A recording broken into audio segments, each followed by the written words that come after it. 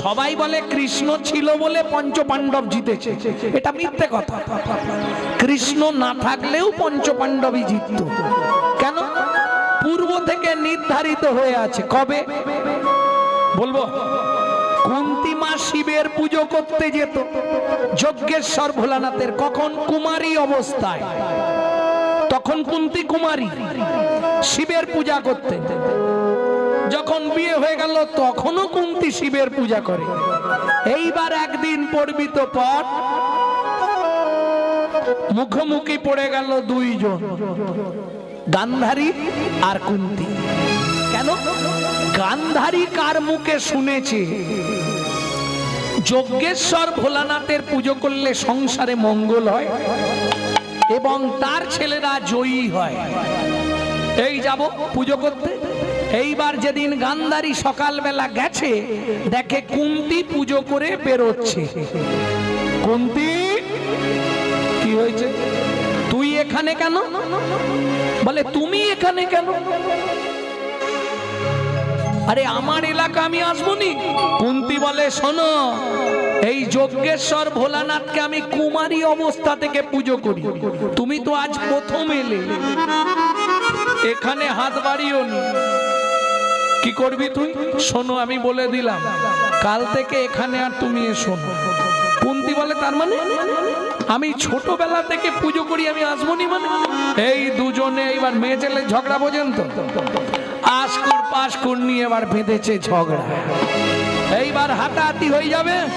তখন যজ্ঞেশ্বর ভোলানাথ বেরিয়ে এলেন মন্দির থেকে। কুন্তী, বাবা ঝগড়া বন্ধ কর। কেন বাবা?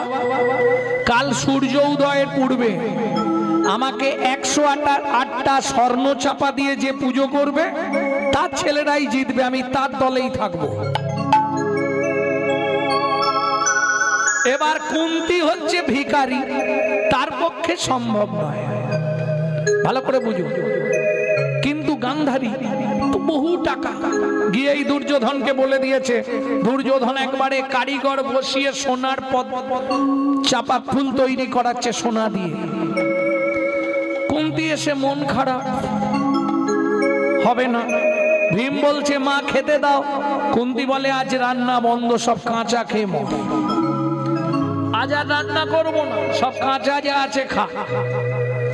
খেতে দেবে না মা? না। যুধিষ্ঠির বলে মা কি হয়েছে? এই এই ব্যাপার। বলে দেখো মা, আমরা গরিব মানুষ, আমাদের ওই স্বপ্ন দেখে তো লাভ নেই, শুধু শুধু। কুন্তী বলে তাহলে কি হবে? খানিকক্ষণ পরে অর্জুন এসেছে। কি হয়েছে মা? তৃতীয় পাণ্ডব অর্জুন। কি হয়েছে? বললে আরে বাবা, যজ্ঞেশ্বর ভোলানাথ বলেছে কাল সূর্য উদয়ের আগে ব্রহ্ম মুহূর্তে 108টা সোনার চাপা দিয়ে যে ভোলানাথের পুজো করবে তার ছেলেরাই জয়ী হবে, ভোলানাথ তাদের দলেই থাকবে। অর্জুন বলে তা তুমি করবে? কোথায় পাবো বাবা আমি সোনার ফুল? আমি থাকতে তুমি ফুলের কথা ভাবছো মা? কটা দরকার বললে? 108টা। অর্জুন বলে মা, ব্রহ্ম মুহূর্তে 1008টা স্বর্ণ চাপা মন্দিরে পৌঁছে যাবে, চুপ করে রান্না করো, খাওয়া দাওয়া করি।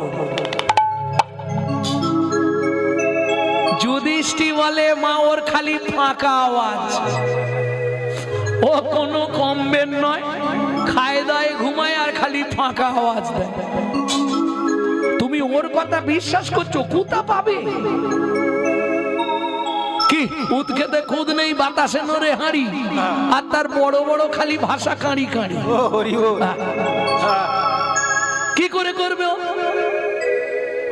অর্জুন বলে দাদা তুমি দেখে নিও, মুখ থেকে যেটা বেরিয়েছে সেটাই হবে। কেন? ভরসা তো তার একজন।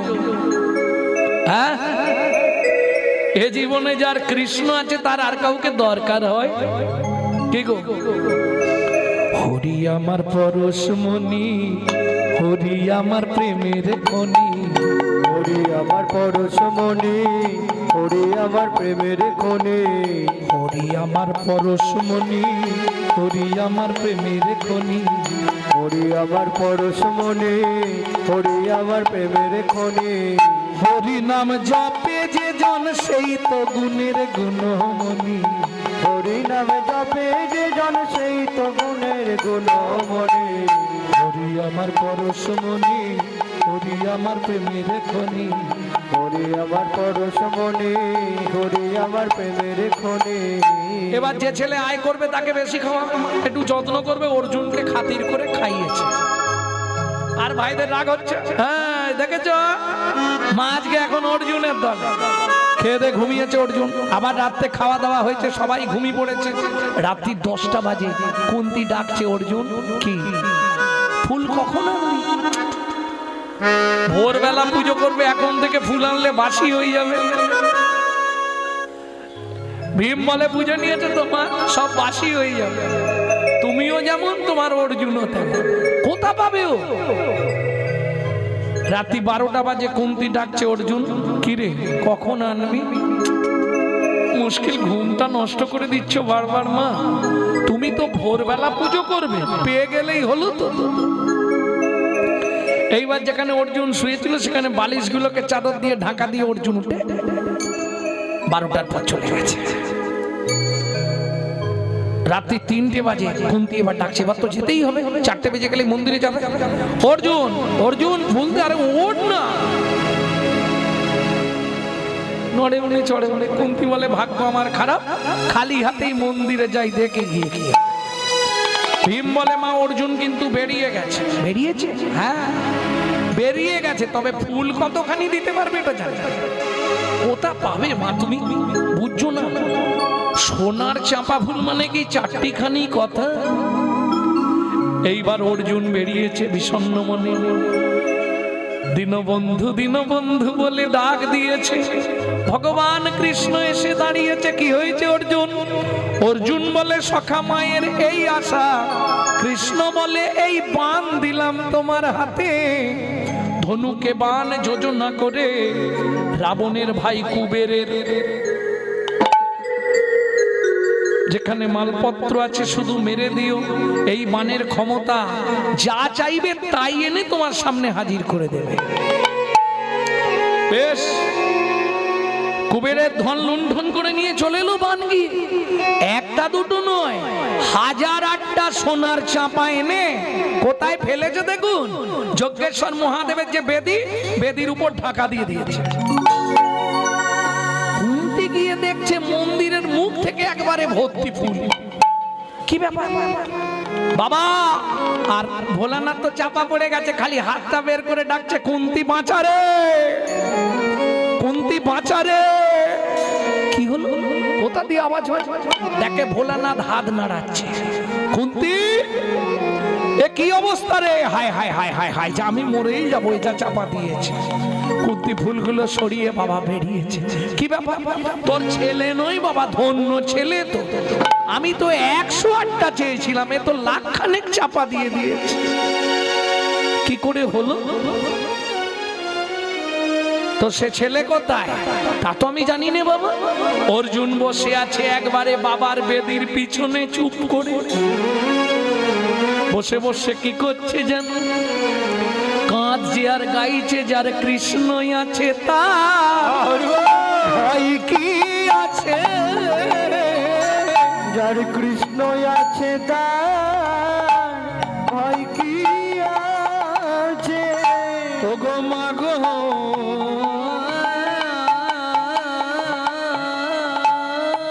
তুমি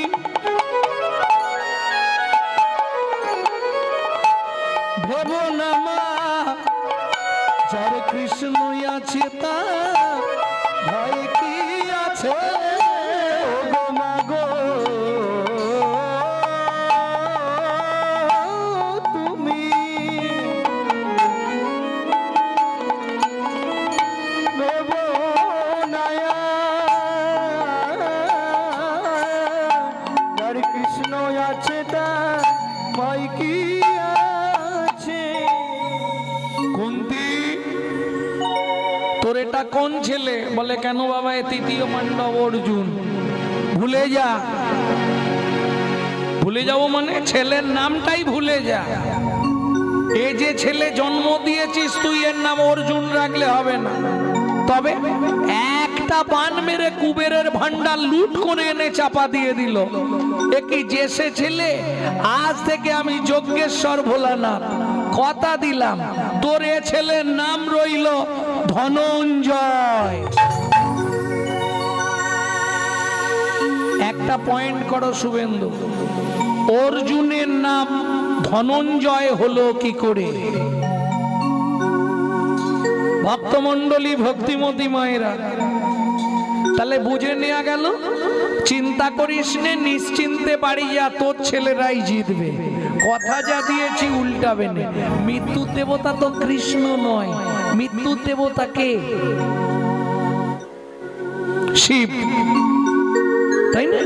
মন্ত্রে আছে না, ওম স্ত্রম্বকং যজামহে সুগন্ধি পুষ্টিবর্ধনম উর্বারুকমিব বন্ধনান মৃত্যুর্মক্ষো অমৃতৎ। মৃত্যুর্মুক্ষু অমৃত। মৃত্যুবৎ ফাঁড়া থেকে যদি রক্ষা পেতে হয় একমাত্র এই মন্ত্রটাই জপ করতে হবে আপনাকে, ডেলি 108 বার করে। মৃত্যুবৎ ফাঁড়া কেটে যাবে, যত বড় ফাঁড়া থাক।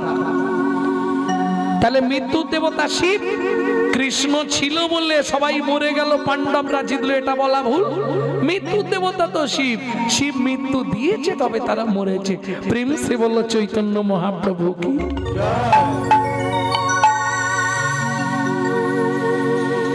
এইবার চলুন জায়গায় চলে যাই। তাহলে ভগবান যিনি, তিনি কিনা ফল ভিক্ষা চাইছে, এটা কি করে হয়? কি সেই প্রতিশ্রুতি? শাস্ত্র বলছে, ভাগবতে রাধা বিনোদ গোস্বামীজি লিখছে, পূর্বের প্রতিশ্রুতি করিতে পূরণ, হাত বাটে ফল মাগে ও যদু নন্দন। পূর্বের প্রতিশ্রুতি, কিসের প্রতিশ্রুতি? ভগবান তো সবাইকে সব দেয়নি, সব দিলে তো ভগবান হয়ে যাবে। রাজার সব আছে, চন্দ্রকান্ত রাজা ঐশ্বর্য দিয়েছে, প্রাচুর্য দিয়েছে, দিকপাল, সবাই ভয় করে রাজাকে, সবাই ভালোবাসে, যশ প্রতিষ্ঠা সবই আছে, কিন্তু একটা সন্তান ভগবান দিল না, এইটাই দুঃখ। এত সম্পত্তি কে ভোগ করবে? স্ত্রীকে ডেকে বলছে, শুনছো কি, আমি মনে মনে ঠিক করেছি আগামী মাঘী পূর্ণিমা তিথিতে ওই নর্মদা নদীর তীরে আমি দানব্রত যজ্ঞ করব। কি করবে? দানব্রত যজ্ঞ। তার মানে আমার এত সম্পত্তি কে নেবে, কে খাবে, কে ভোগ করবে? তার থেকে প্রজাদেরকে যদি দান করে দিই, ওরা আমাদের ছেলের মতো আমাদেরকে দেখবে, আমরা মরে গেলে খাদ্য শান্তিটাও করবে। এটা তুমি খারাপ বলো না, তাই করো। মন্ত্রে ঢাডরা দিয়ে দাও, আগামী মাঘী পূর্ণিমা তিথিতে রাজা চন্দ্রকান্ত করবে দানব্রত যজ্ঞ। এই যজ্ঞে যে যা চাইবে তাকে তাই দেওয়া হবে। ঢাডরা পড়ে গেল। এইবার চলুন, মাঘী পূর্ণিমার দিন রাজা নর্মদা নদীর তীরে এলেন স্ত্রীকে সঙ্গে নিয়ে। সাজানো হলো থারি থারি ঘর, যে যা চাইবে। মন্ত্রে সোনা এনেছো, সব এনেছো, মোহর, গাভী, অন্ন, বস্ত্র, জমির খরচা সব এনেছো, বেশ। যে যা চাইছে রাজা তাকে তাই দিচ্ছে, কাউকে বিমুখ করছে না। কেউ বলছে, মহারাজ আপনার মাথার ওই সোনার মুকুটটা আমাদের দিন, তাই রাজা দিয়ে দিচ্ছে। কেউ বলছে, আপনি যে সিংহাসনটায় বসে আছেন সোনার, ওই স্বর্ণ সিংহাসনটা আমরা চাই। যে যা চাইছে, মহারাজ আপনার হাতের ওই আংটিটা খুলে দিন, ঠিক আছে। এত দান। ভগবান মনে মনে ভাবলেন, রাজা তুমি দান করছো বটে রাজা, কিন্তু একবার যে পরীক্ষা দিতে হবে, আমার খাতায় পাশ করতে হবে, তবে তো তুমি দাতা, তাই না? জগতে তুমি পাশ করে গেছো, কিন্তু আমার খাতায় না পাশ করলে তো তোমার রেজাল্ট আউট হবে। চলুন, তুমি কি নেবে? মন্ত্রী একে এক বস্তা মোহর দিয়ে দাও, পোশাক কিনবে।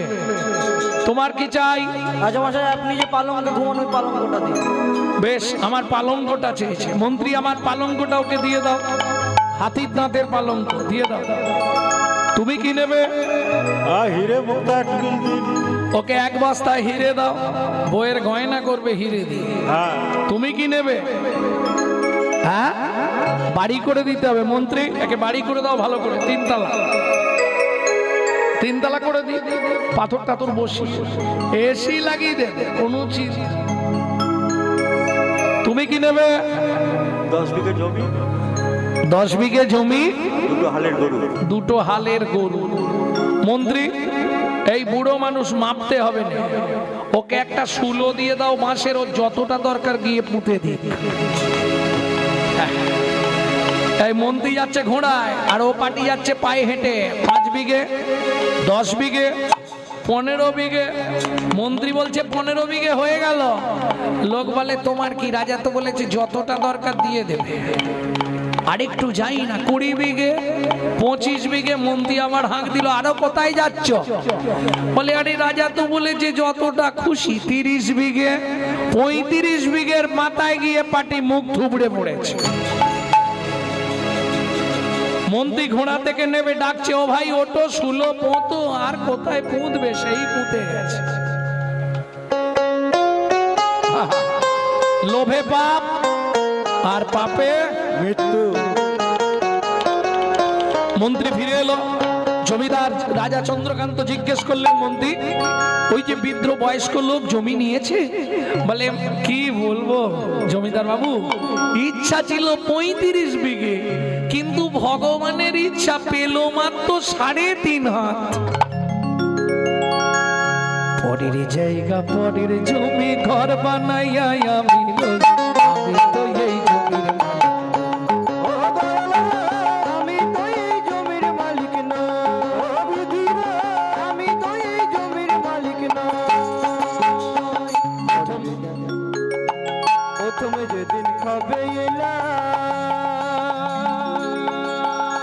তুমি দিলে নতুন ঘর,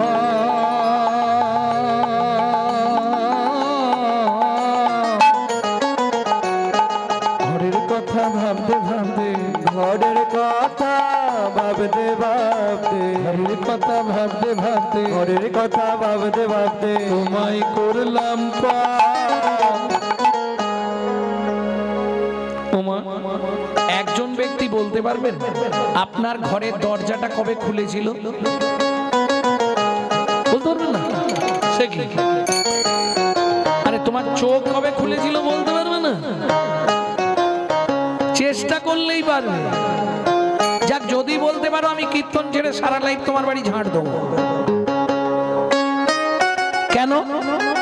মাতৃগর্ভে থাকাকালীন চোখ ফোটে, আর চোখ খুললে তবে বাচ্চা বাইরে আসার জন্য ছটফট করে।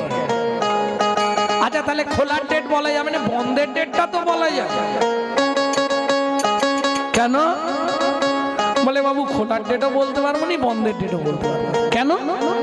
আমার ঘরের চাবি তোমার হাতে, ঘরের চাবি তোমার হাতে, ঘরের চাবি তোমার হাতে, ঘরের চাবি তোমার হাতে। সে ভাবনা ভাবলাম কই আমি তো এই জমির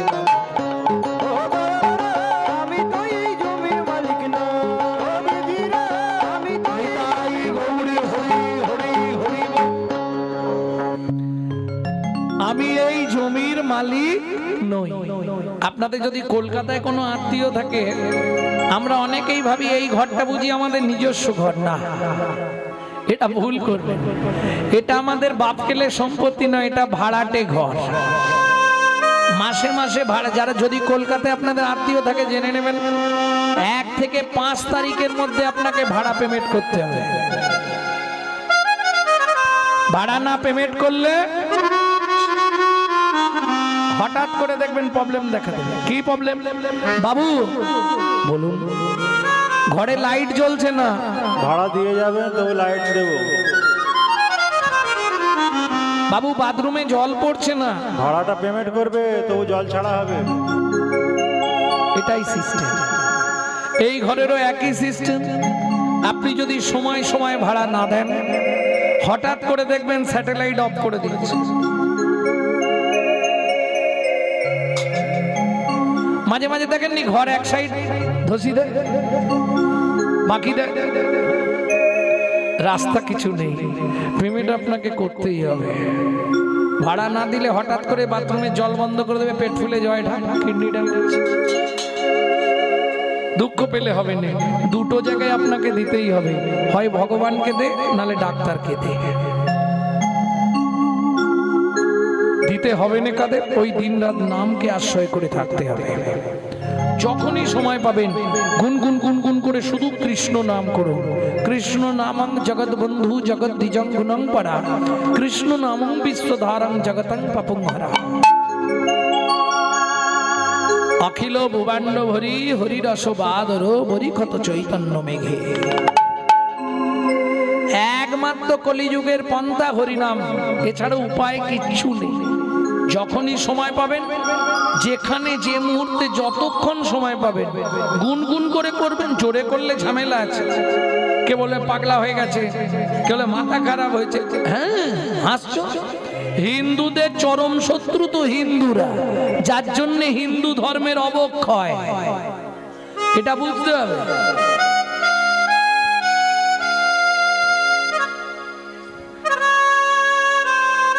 কথাগুলো শুনতে হয়তো একটু গায়ে বাঁধবে। আজকে হিন্দুদের চরম শত্রু হচ্ছে হিন্দুরা নিজেরা, যার জন্য হিন্দু ধর্মের অবক্ষয় হচ্ছে। ভাববেন কথাগুলো একটু। আজকে একটা মুসলমানের সঙ্গে মুসলমানের ছেলের সাক্ষাৎ হলে তারা আল্লাহ দোহাই দিয়ে তবে কথা শুরু করে, আসসালামু আলাইকুম, ওয়ালাইকুম আসসালাম। আর আমাদের দেখা হলে মামনির মা কোথা গেছলে গো, আর বাবাদের দেখা হলে তো আর দেখতে নেই। ভোলা কোথা গেছলি রে, একটা বিড়ি দে তো।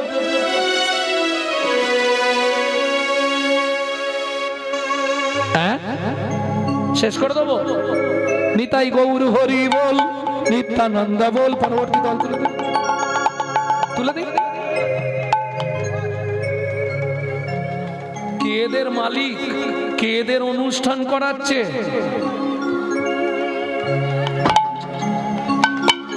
কি ভুল করে যে আসলে বাংলা নিয়েছিলাম বাবা।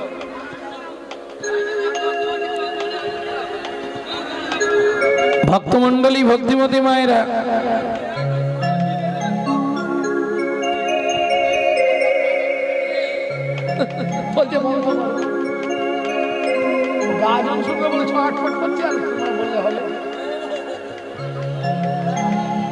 ভক্তমন্ডলী, ভক্তিমতী মায়েরা, এই ঘরের মালিক তুমি নয়, এই ঘরে একজন মালিক আছে। এই ভাবনা যদি তুমি ভাবতে পারো, আর যখনই সকালবেলা ঘুম থেকে উঠবে শুধু ভেবে নিও ক্যামেরা চলছে। তুই যত করবি চালাকি, তোকে যাবার আগে রোগড়ে রোগড়ে মারবো, তখন বুঝবি জ্বালাকি। এইটা মাথায় রাখলেই বেঁচে যাবে তুমি, ছাড় কেউ পাবে না। স্বয়ং ভগবানকে বেদের হাতে তীর খেয়ে মরে যেতে হয়েছে, রামচন্দ্রকে সরজুতে ঝাঁপ দিয়ে প্রাণ ত্যাগ করতে হয়েছে। তুমি আমি তো দুধ চাই, ছাড় পাবে? জয় রাধে। এখনো সাবধান, আগে নিজের চরিত্র সংশোধন করো, তারপর কীর্তন শুনতে আসবে। কি ভেতরে ময়লা ভরা আর ওপরে চকচকে সুন্দর পোশাক, মুখে আছে অন্তরে নাই, তেমন শিক্ষার মুখে ছাই।